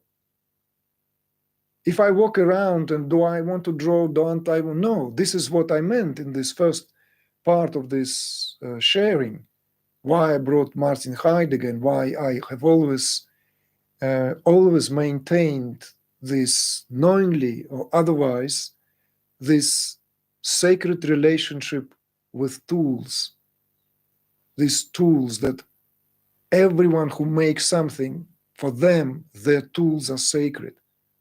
They're objects of veneration. They are beautifully made. Beautifully made. They are utilitarian, and they combine this quality. You take it into your hand, and it already has that something that immediately sends the impulse. It reinforces that impulse to create. You can walk around all day and thinking, I'm going to sit down and write this letter or make this drawing, and never come around doing that because it's all hypothetical. But as soon as you take that pencil and start, in no time, it is transformed. Maybe it was first like a little doodle, but then, okay, I'm compelled now to try to make it a bit more than that. Or maybe that doodle, at the level of Tzit Twombly, all he did is doodled on a huge canvases. American artist living in Rome. Wasn't as well known as all this Jackson Pollock and later generation Motherwell, Mark Rothko. Tzit Twombly came to prominence later. His work is like children's doodles, but they are not. They are professional work of an artist, dedicated one. Even if it's looking like a white chalk on the blackboard, making some kind of movements. But it has aesthetic value. You can't put your finger on. It moves you in some ways. It's not just sits there on the wall, although it also has great decorative quality. And crazily expensive, by the way. His work goes for millions at the auction houses. But I don't want to dilute the answer with this analogy.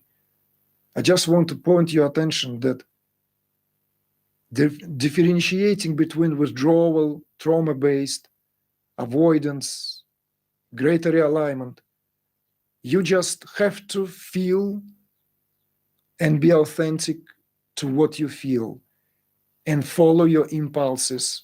Don't just give it all to mental processing all the time. So many people give so much attention to their mental, going through the debris of mental depositions. No more. I'm constantly bringing this reminder that there's no end in going through a wasteland of how our mind sometimes likes to go and revel in what happened to us in the past, in what happens there and then. No, pick up yourself where you are and make that quantum leap. If you're not going to make that quantum leap, I'm sorry, there's no power that can make that quantum leap for you. Why? Because you are awareness. And that's all there is. There's no power, there's no guru, there's no magician, no healer. No one will do it for you.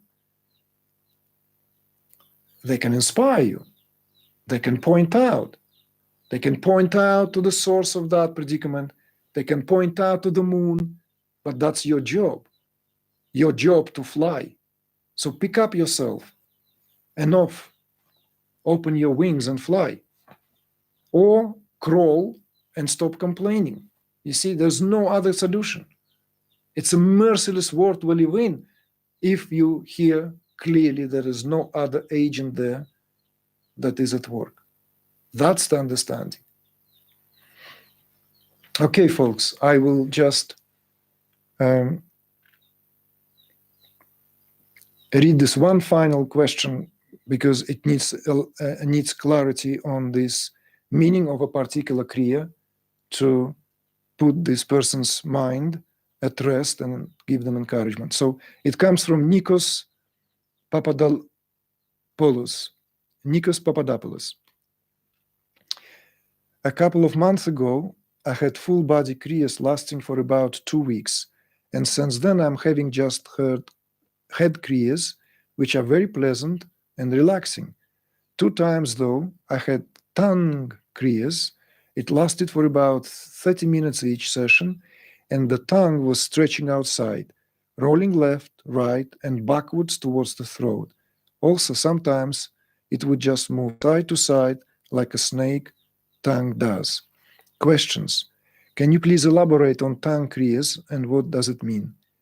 When I was going through body kriyas, I had the need one time to spin, like the Sufis do.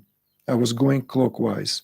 After my experience, I searched the internet and found out that the Sufis turn anti-clockwise. Okay, well, I will respond to Tang Kriyas to put your mind at rest and to give you the thumbs up that it's all very good. It's a very, very, it's a very beneficial Kriya because it also heralds that there is this movement that is associated with the activation of the pituitary and pineal gland, and movement of the tongue is associated here with a spontaneous position of the tongue known as one of the mudras, Kekari mudra, when the tongue turns backwards and presses on the upper palate, right behind the upper jaw at the entrance to the nasal passages from the inside. That soft palate there, when the tongue gently presses there, it assists in great activation of the aforementioned glands that then profusely ooze these hormones, which bring the sense of bliss and beatitude, even on a cellular level. So lots of yogis devised many forcible techniques to do that, including even cutting the frenum underneath the tongue so as to free and elongate the reachability of the tongue deeper into the inside. But in the awakening of Kundalini, this happens spontaneously to some people. And when it happens, the process is automatic from their own. Okay? The process is, put a bit of light here. The process is then goes through its own dynamics. Okay? Just put a bit more light. All right. Well, thank you, everyone. I'm thinking of closing this broadcast now. Let me just see quickly if there are any pressing questions there. I consider several questions have been submitted there.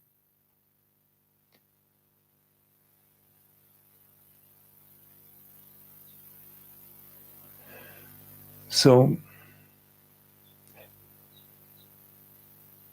I would suggest that perhaps, feel free to save more pertinent questions for our next online broadcast, or submit them to our team, and they will stay, of course, here in the form of a live chat, because I don't want to just skip reading and kind of picking and responding on the spot, because some questions need a bit more attention.